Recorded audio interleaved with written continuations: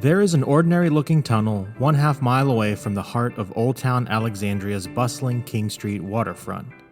The tunnel, approximately 170 feet long, extends between South Royal and Lee Streets, passing under Fairfax Street above. Long ago, the citizens that lived near its proximity referred to the area as Tunnel Town. Nowadays, it's better known by the name of the street it passes through, the Wilkes Street Tunnel, named after John Wilkes, a radical English statesman who championed the cause of the American colonies against King George III. The Wilkes Street Tunnel has been a fixture of the Alexandria waterfront since the mid-19th century. The tunnel's connection to the city and Northern Virginia is not unlike the structure itself, with beaming rays of light peaking at either end amidst long periods of murky gloom and blackness. In the nearly 170-year existence of the tunnel, several strange events have occurred inside its vaulted sandstone walls. After awakening some of its past ghosts, maybe this in-depth look at the troubled history of the Wilkes Street Tunnel will coax others out of the darkness and into the light.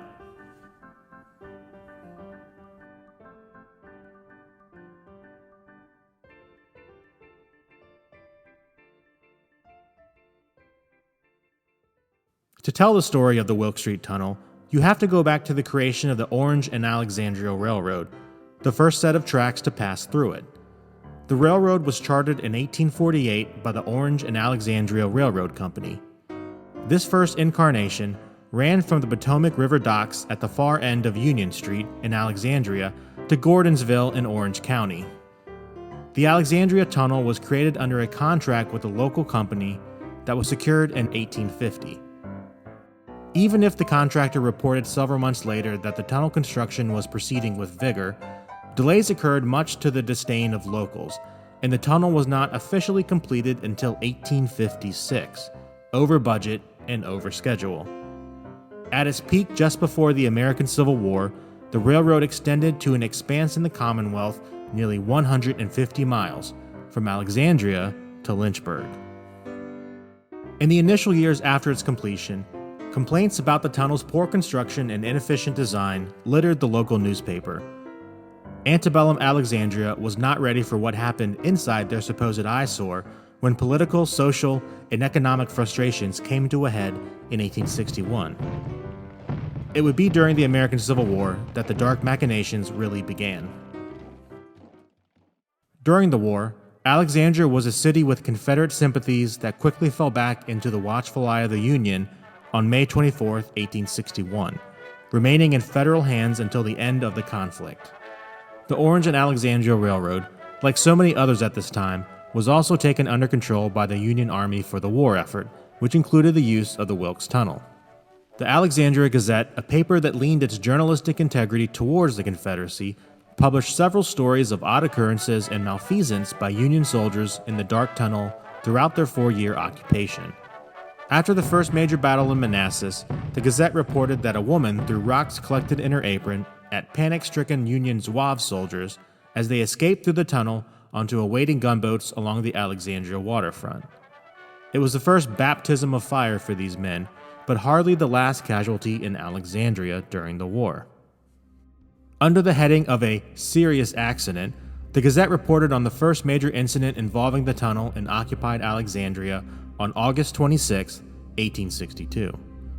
According to the brief write-up, a soldier's right leg was cut clean off above the ankle after lying on the railroad track at the eastern entrance to the Wilkes Street Tunnel the previous night.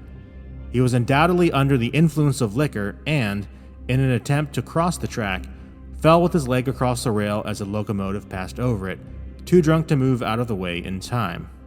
He was later taken to a hospital and treated for his injuries. It was never reported on the condition of the soldier afterwards. It was very clear from this and other snippets from the paper that the federal occupying force were adept at finding new ways of causing trouble as time dragged on and idleness set in. A while later, the Gazette reported how a group of fiends murdered an individual and put his dead body on the tracks near the western end of the Wilkes Street Tunnel. The corpse's head was crushed as an oncoming train on the rail passed over it. The most heinous and unsettling event of the war period occurred 2 years later. On Friday, March 11, 1864, James Scotton of Company G, 4th Regiment, Delaware Volunteers, walked into the Wilkes Street Tunnel at around 6 o'clock in the evening and never walked out. According to the report, Scotton was approached by an individual and stabbed in the back of the neck 5 times. One cut severed his jugular and made a considerable incision in his windpipe. One cut from the autopsy report showed it entering the spinal column, which ultimately killed him. Despite his windpipe being cut, one civilian near the tunnel was able to hear Scotton's pain-stricken groans. By the time he arrived, Scotton was dead. Scotton was seen walking into the tunnel with another individual who became the prime suspect, John Rush of the 72nd Regiment, New York Volunteers. Scotton had just received 4 months' pay on the day he was murdered, with very little money found on his person at the time of death. Rush was arrested on suspicion of murder, where he awaited examination. Quote, "The victim wore new clothes, and there was every reason to suppose he had enlisted in order to procure several $100 bounty," the report also included. According to Army records, Rush later mustered out of the war several months later on June 8, 1864, in New York City with the rest of his battle-hardened unit. It is safe to say he was never convicted of any wrongdoing.